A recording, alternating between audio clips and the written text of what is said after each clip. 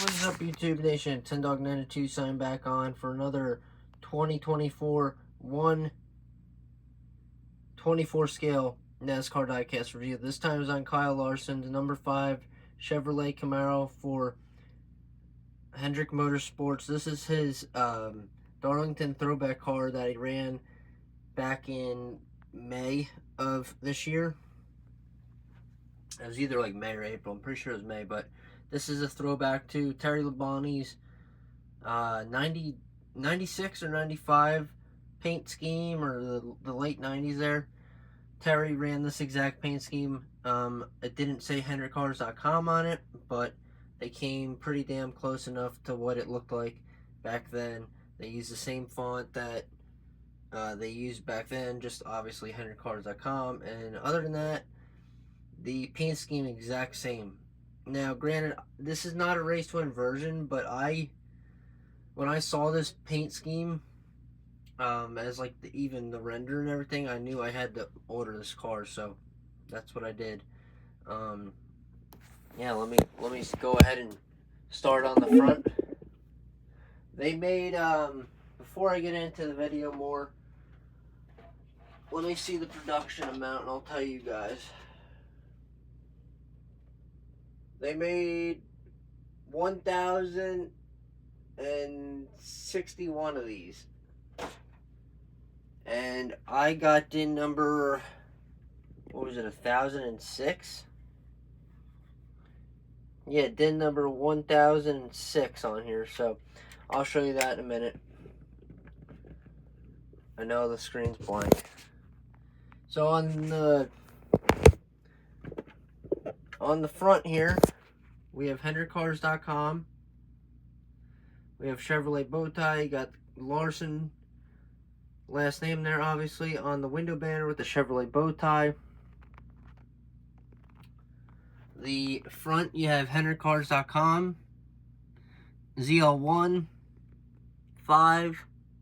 You got the red, white, yellow, green, and then red and yellow again, paint-wise.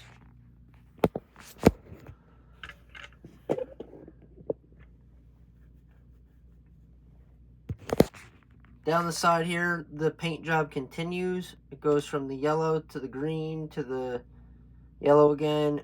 There's red in the 5, and then red all in the back. Down the side here, we got Goodyear. What was it, NASCAR International? NASCAR International is that decal on the side there. Right about there. You got 5. Larson's name written above the window net there. Couple winter stickers. HendrickCars.com. Valvoline. You got the Sunoco fueling area there, obviously. Let me try and open the hood for you guys and tell you what's going down in here. Some people really like to see the hood. Others are like, whatever. So underneath the hood, not much going on, actually. Like sponsorship-wise, you got Chevrolet Bowtie, HendrickCars.com, Valvoline, and Wix. And then you got your engine detail.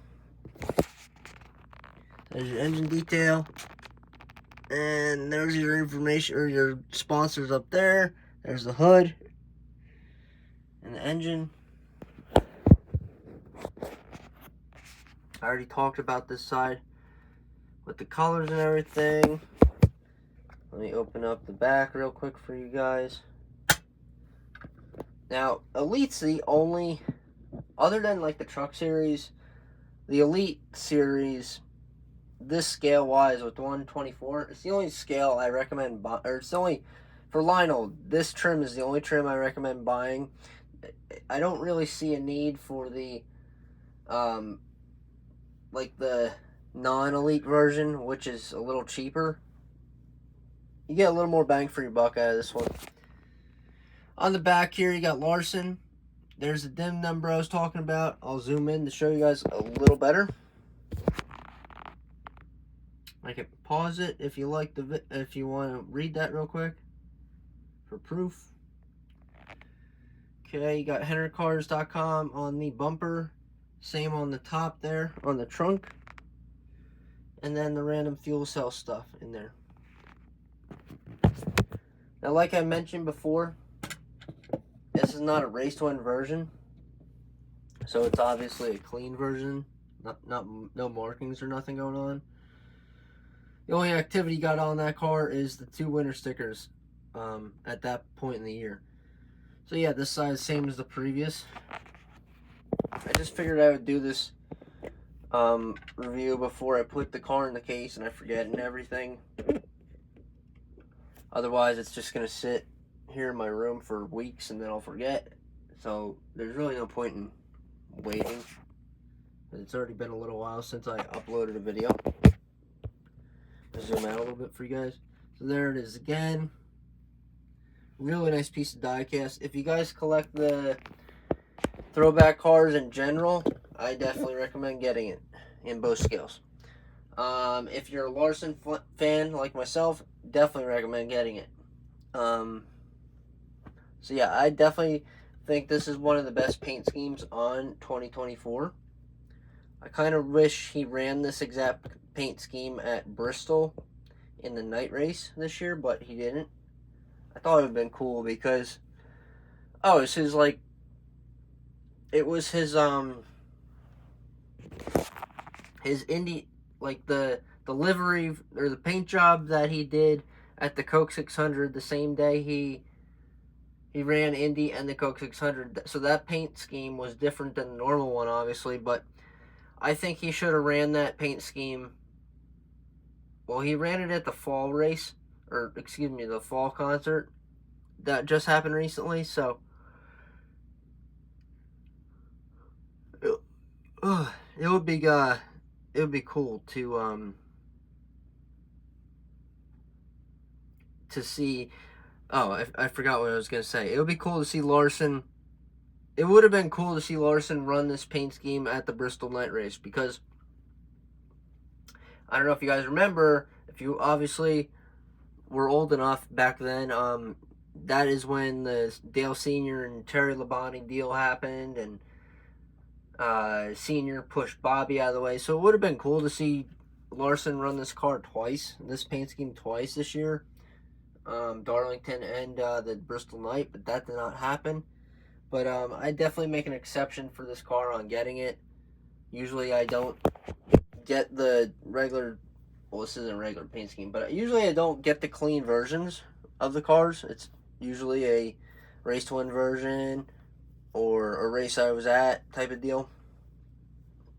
And most of my cars, I don't know if you guys have watched my videos, most of them, die-cast wise, but most of them are, they're in a lot, they have a lot of confetti and stuff going on them. I know a lot of people don't like it. I know a lot of people do like it, so it's like 50-50.